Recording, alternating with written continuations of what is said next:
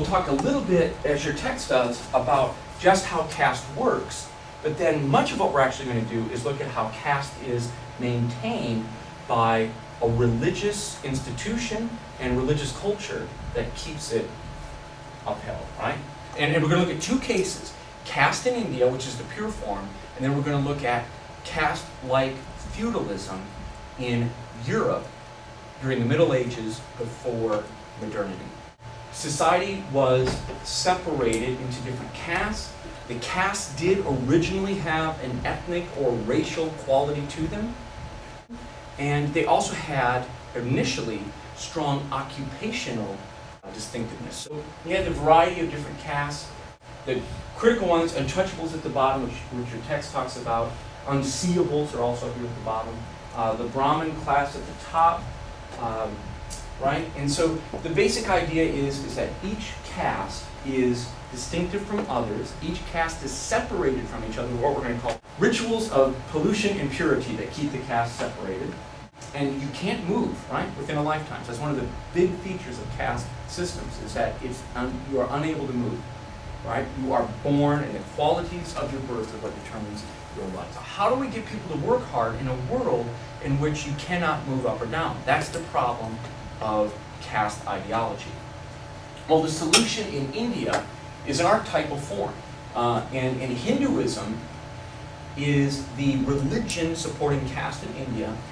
The central mechanism to ensure that people work hard in a world of caste is the notion of reincarnation, right? The cycle of rebirth.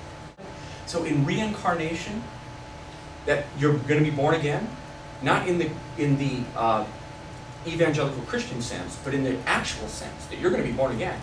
The position that you occupy now in Hinduism is a result of your soul's virtue in previous lifetimes, and the position that you're going to be born into in the next life is a result of your soul's current virtue in this world now, right? So this world matters a lot. It matters a lot. The fate of your soul depends upon how you behave in this world. If you're virtuous, you can be born in the next life in a higher caste. If you are not virtuous, you're going to be born in the lower caste, right?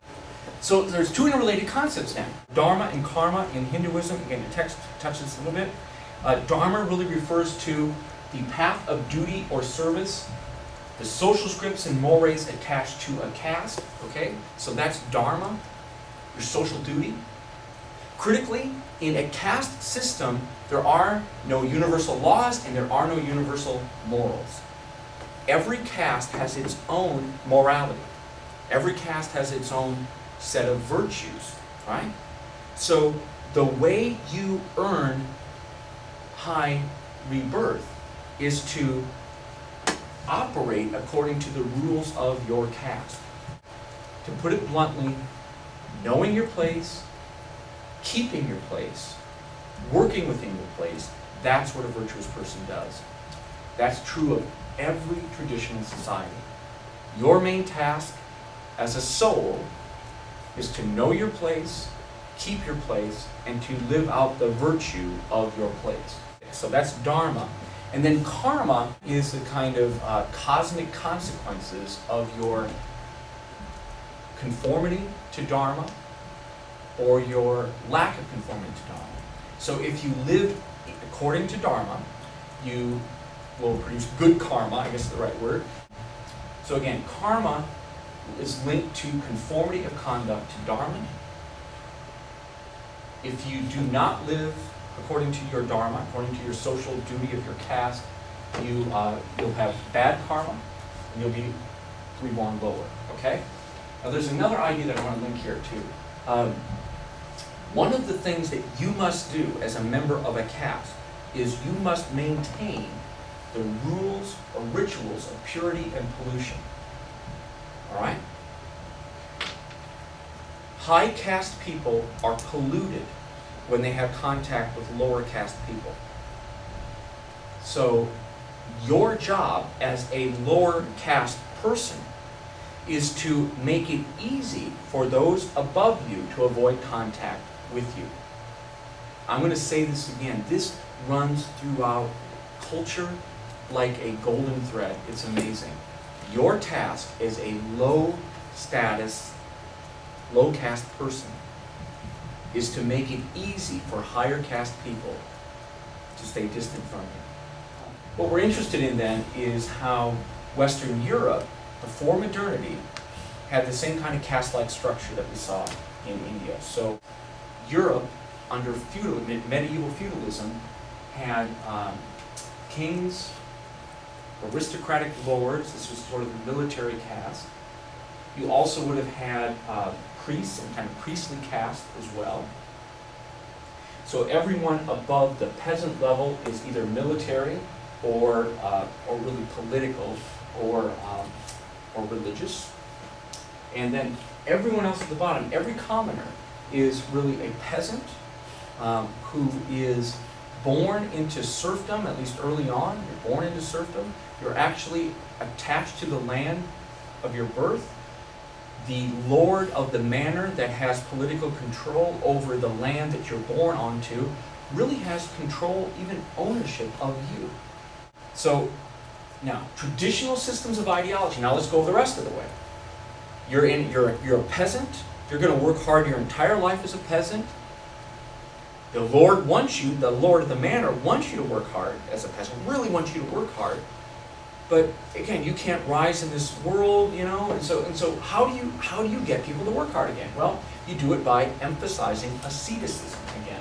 All right? So all traditional systems of ideology tend to make asceticism a positive moral virtue. Traditional life is considered to be a vale of tears. You probably, for Catholic, you've heard that line. A valley of tears, a place of suffering, sorrow, hardship, woe. You can have moments of release, carnival and feasting, but everyday life is not meant to be enjoyed. This is one of the central features of traditional Christianity. It's not meant to be enjoyed. You're not here to enjoy.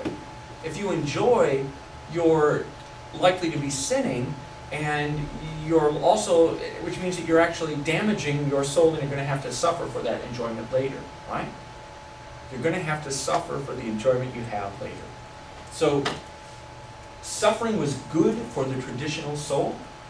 Those who avoided suffering in this world, like aristocrats and wealthy nobles, were sure to suffer in purgatory after death, while those who suffered much here could expect to get out of purgatory quickly because they've basically been in a kind of temporary hell while on this earth. Systems of ideology often create a system where the god or gods take on the mask of the elites on earth. Okay? And the more that obedience to the system leads to, again, suffering on this earth, but it allows you to please everything you do on this earth that pleases the Lord of this earth. Those are the same things that you'll engage in that will please the Lord of the afterlife, that kind of thing. All right? So gods often take on characteristics of the core codings of the most advanced position in the stratification system. So if this is true, then if we live in a world where that's racially, class, and gender stratified, you would expect that the dominant image of the god or gods of our world will have the codings of the highest position. So you would expect the images of God or gods in a racist society to reflect the highest status race, which would be white. You would expect the god or gods to have a gender at the top, which would be male. And you would expect the god or gods to be at the top of either the class or the caste system, right?